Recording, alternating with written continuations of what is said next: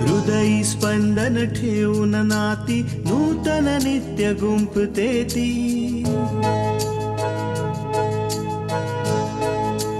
हो हृदयी स्पंदन ठेवून नाती नूतन नित्य गुंफते ती. अंगणाची किरणे होऊन घरटे स्वर्णिम करते ती.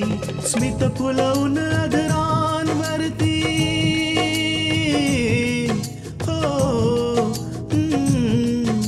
स्मित फुलवून अधरांवरती वेदनेत सुख देते ती. लेक वहिनी आई होऊन जीवन आभा होते ती. सुकन्या सुकन्या सुकन्या आमच्या कन्या. तू माझ्या छोट्या बहिणीप्रमाणे आहेस आणि बहिणीचा तर हक्कच असतो की भावाच्या घरात हवं तेव्हा आणि हवे तितके दिवस राहण्याचा. रात्री माझा डोळा कसा लागला कळलंच नाही मला.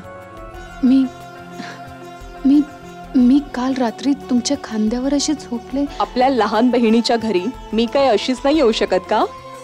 अगं का नाही? माझी इच्छा होती की बिंदिया या घरातून अपूर्वच्या आयुष्यातून कायमची दूर निघून जावी.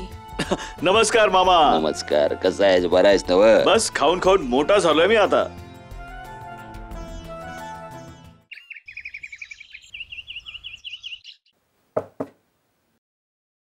दादा शैलू.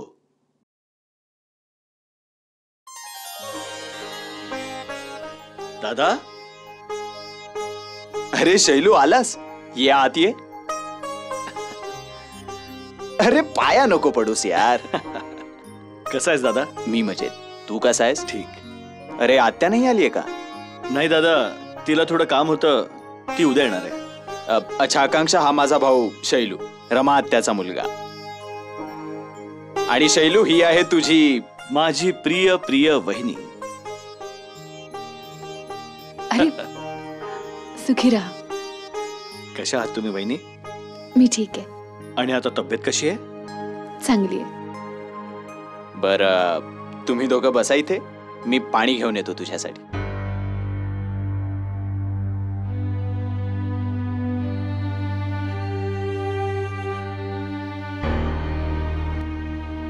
विशाल दादाने मला तुमच्याबद्दल सगळं काही सांगितलं.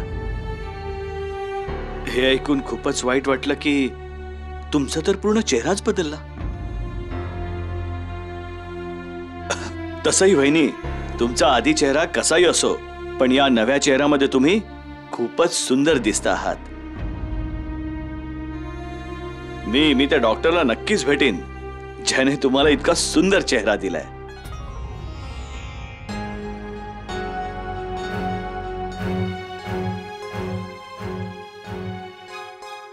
अरे काय बोलणं चाललंय दीर आणि वहिनी मध्ये? काहीच नाही दादा, मी तर वहिनींचं कौतुक करत होतो. आणि तसंही दीरांना वहिनी बरोबर मैत्री करावी लागते. कारण काय माहित, वहिनी आमच्यावर कधी रागवेल आणि आमचं खाणं पिणं बंद होऊन जाईल. चला तर मग वहिनी, आता तुम्ही आराम करा, मी तुम्हाला नंतर भेटेन. येतो दादा. हो. मग आकांक्षा, कसा वाटला तुला शैलू? स्वभाव हसता खेळताय त्याचा.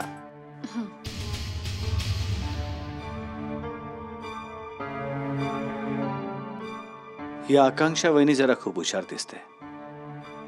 यांच्याशी गोड बोलून काहीच फायदा नाही, लगेचच शब्दात पकडतात. बेटा शैलू, यांच्यापासून थोडं जपूनच राहावं लागेल.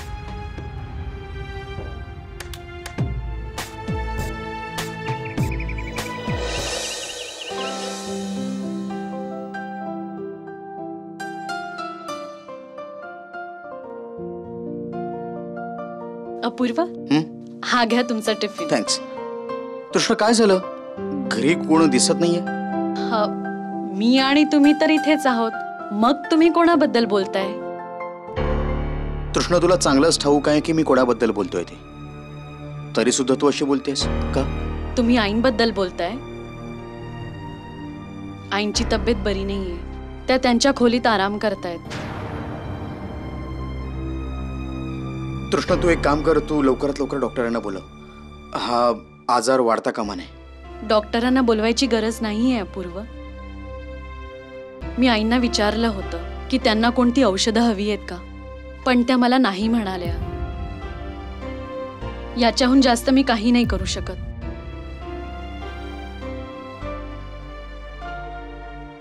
ठीक आहे, त्यांची मर्जी. अपूर्व, मला किचनमध्ये काम आहे. जर तुम्हाला काही हवं असेल तर सांगा. नाही तृष्णा, मला काही नकोय.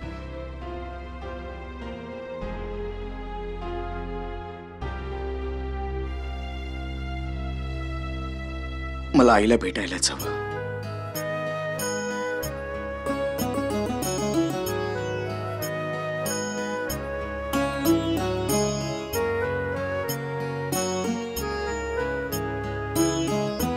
अपूर्व, मला माहिती होतं जर तुम्हाला समजलं की आईंची तब्येत बरोबर नाहीये तर त्यांना भेटल्याशिवाय तुम्ही राहणार नाही.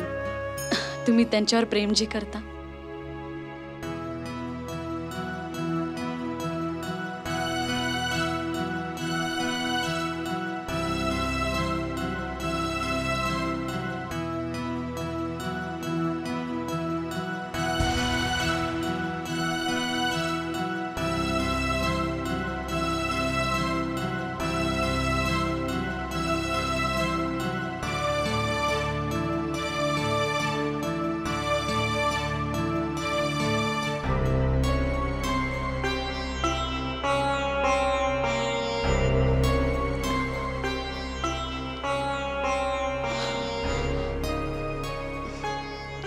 काही हरकत नाही अपूर्व, तुम्ही प्रयत्न तर केलात.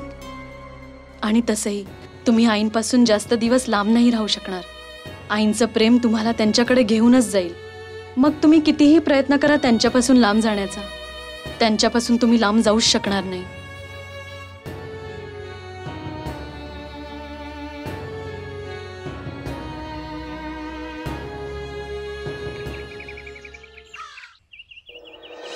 माझा तर अजूनही विश्वास बसत नाहीये की अपूर्वने आपल्याला त्या घरातून काढलंय. तसं पाहिलं तर एक गोष्ट आहे बिंद्या, जर त्यावेळेस अपूर्व तिथे आला नसता तर आजही आपण त्या घरात आरामात राहिलो असतो. आई प्लीज बस कर. तू का हेच रडगाणं मगासपासून गात बसलीयस? कधीतरी थोडा वेगळा विचार कर. काही दुसरा प्लॅन बनवला आहेस की नाही? स्वतःहून एक चांगली संधी चालून आली होती सुखाने आयुष्य घालवण्याची, पण तुझ्या घाई गडबडीमुळे ना तीही हातातून निसटली. काय काय बोललीस तू? माझ्यामुळे हातातून निसटलं? म्हणजे तुला हे म्हणायचंय की जे काही झालं ते सगळं माझ्यामुळे झालंय? आई प्लीज, तू तुझी मतं ना तुझ्या जवळच ठेव आणि मला काहीतरी विचार करू दे. नाहीतर असं होईल की मी तुझ्यासारखे दिवसभर नुसती रडतच बसेल. अगं आई, उलट तुला तर खुश व्हायला हवं की आपल्याला इतक्या मोठ्या शहरात राहायला मिळतंय आणि तेही एकही पैसा खर्च न करता. नाहीतर तूच विचार कर, कुठे गेलो असतो आपण.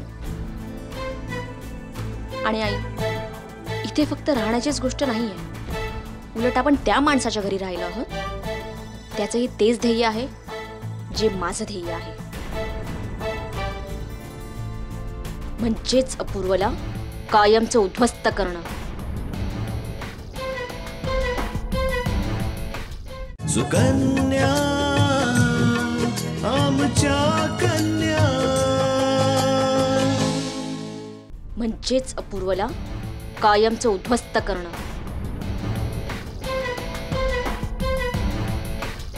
बिंदिया, काय विचार केलायस तू? आपलं पुढचं पाऊल काय असणार आहे?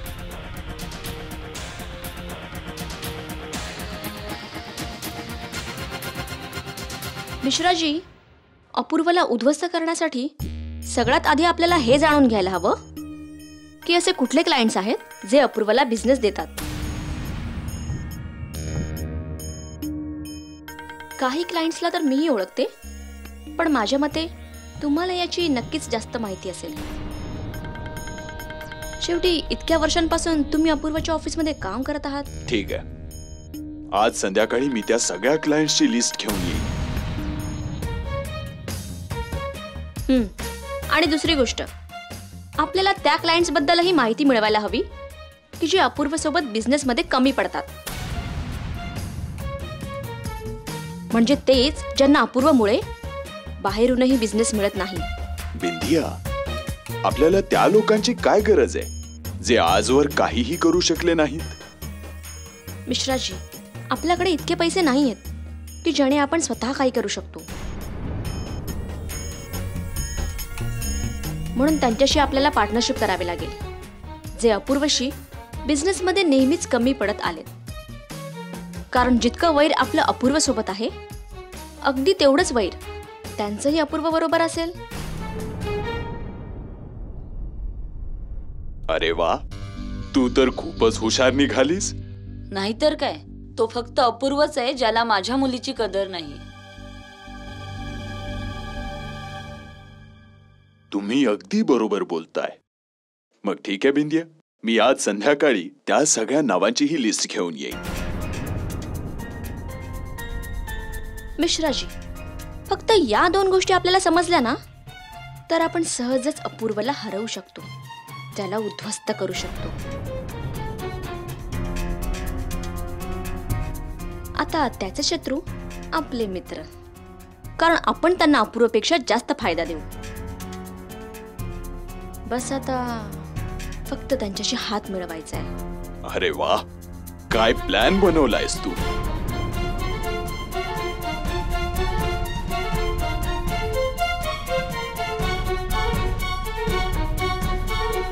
ही तर फक्त सुरुवात आहे मिश्राजी. कारण ज्या दिवशी मी अपूर्वला माझ्या समोर झुकवेन, त्या दिवशी पाहिजे तेवढं तुम्ही माझं कौतुक करू शकता. त्या दिवसाची मीही वाट बघेन बिंदिया.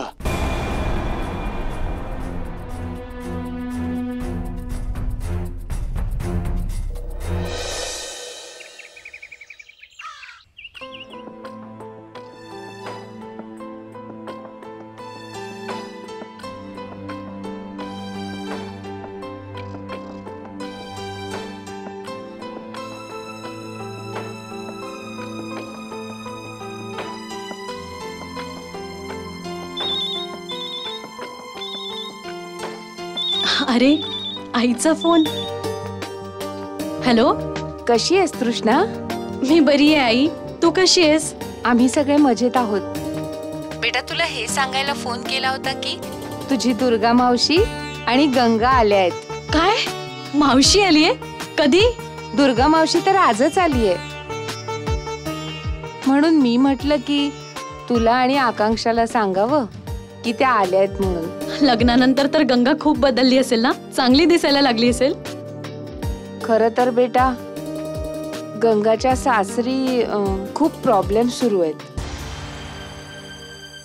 म्हणूनच गंगा दुर्गाताईकडे आलीये. सुकन्या आमच्या कन्या. म्हणूनच गंगा दुर्गाताईकडे आलीये. दोघी बिचाऱ्या खूप काळजीत आहेत. काय? हे तर खूप वाईट झालं आई. लहानपणापासूनच गंगाला कुठलाही आनंद नाही मिळाला आणि आता हे लग्न. हो बेटा, पण मी दुर्गाशी अद्याप काही बोलले नाहीये. एकदा का दुर्गाताईकडून सगळं कळलं की मग तुझे बाबा आणि मी गंगाच्या सासरी जाऊन या गोंधळातून मार्ग काढायचा प्रयत्न करू. हा तर खूप चांगला विचार केलाय तुम्ही. जर गंगाचं आयुष्य बदलायचं असेल तर तुला आणि बाबांना तिच्या सासरी जायलाच हवं. बेटा, जर वेळ मिळाला तर दुर्गा मावशीला भेटायला नक्की ये. तिला आणि गंगाला खूप बरं वाटेल. ही काय बोलायची गोष्ट आहे आई. मी नक्की भेटायला येते आणि वेळ काढून गंगाला फोनही करते. ठीक आहे बेटा, आता मी फोन ठेवते. हा, ठीक आहे आई, तू पण तुझी काळजी घे.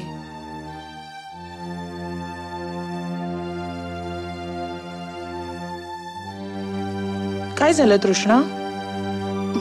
काही नाही आई. कसला विचार करतेस? कसलाही नाही आई. मला माहितीये तू कसला विचार करतेस. हाच ना की अपूर्व माझ्या खोलीत आला नाही.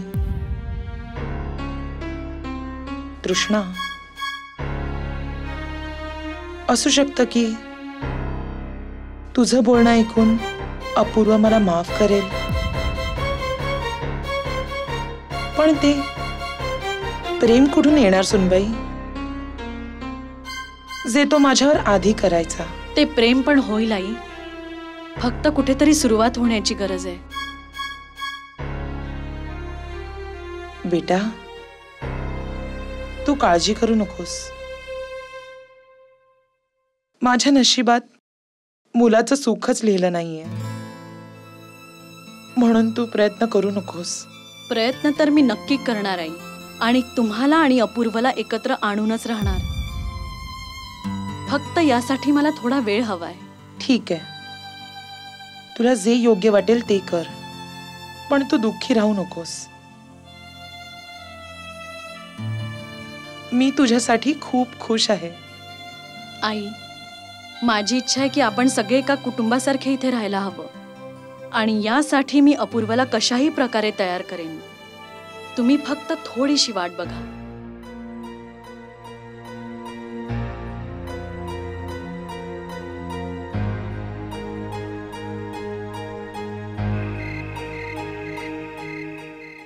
मामी, मजा आली. मामी, तुमच्या हाताची चव काही वेगळीच आहे. मी जेव्हाही जेवतो तेव्हा तुमची आठवण नक्की काढतो.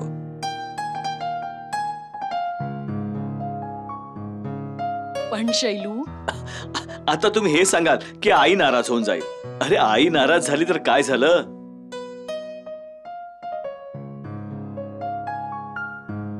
माझ्या मामीच्या हाताच्या चवीला पूर्ण दुनियेत कुठेच तोड नाहीये.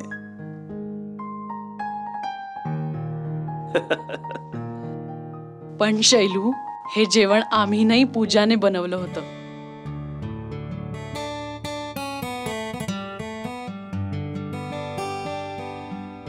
खरं सांगताय? मी नाही मान्य करणार. म्हणजे तुम्ही एवढं सुंदर जेवण माझ्या मामी शिवाय कोणच बनवू शकत नाही.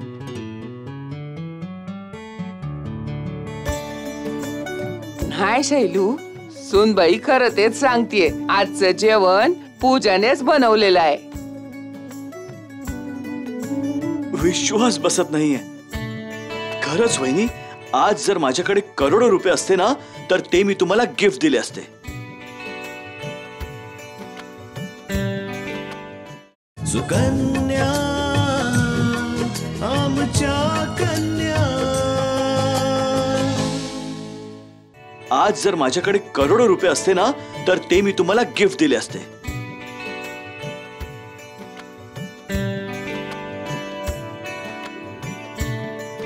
तुम्ही खूपच सुंदर जेवण बनवलंय. पण काय करणार, तुमचा हा दीर काही खास कमवत नाहीये, म्हणून आता फक्त स्तुतीने काम चालवावं लागणार आहे. अहो, माझ्यासाठी तुमची स्तुतीच पुरेशी आहे. काय बोललात तुम्ही वहिनी, तुम्ही खरंच उच्च विचाराचे आहात.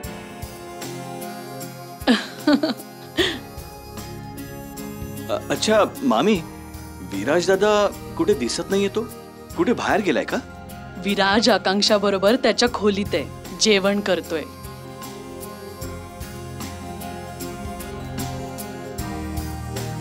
आकांक्षाची तब्येत बरोबर नाहीये ना, ती आपल्या सगळ्यांबरोबर जेवू नाही शकत.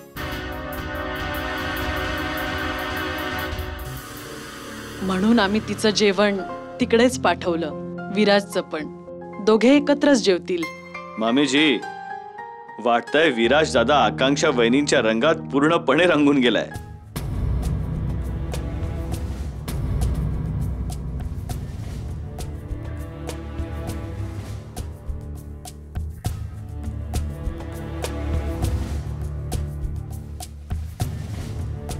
नाहीतर बघा ना, आजपर्यंत मी त्यांना या घराचे नियम तोडताना कधीच बघितलं नाही.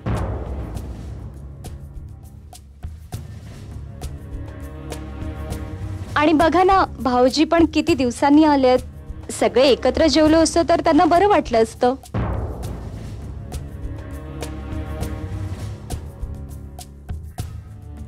पूजा, जर विराज आपल्या बरोबर जेवला असता तर आकांक्षाला एकटीला जेवावं लागलं असतं ना. एखाद दिवस आकांक्षा एकटी जेवू शकत होती ना. हा, शैलू आलाय, इराजला कमीत कमी इतकं तर कळायला हवं ना.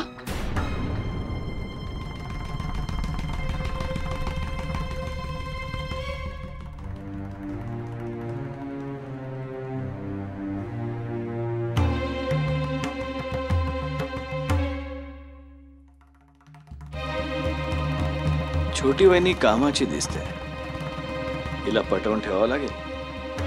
काही कठीण पण गोष्ट नाहीये, कारण ही थोडी मूर्ख पण वाटते. अरे काहीच हरकत नाही मामी, मी कुठे उद्याच जाणार आहे घरी. मी पुन्हा कधीतरी त्याच्या बरोबर जेवीन, हो की नाही मामी?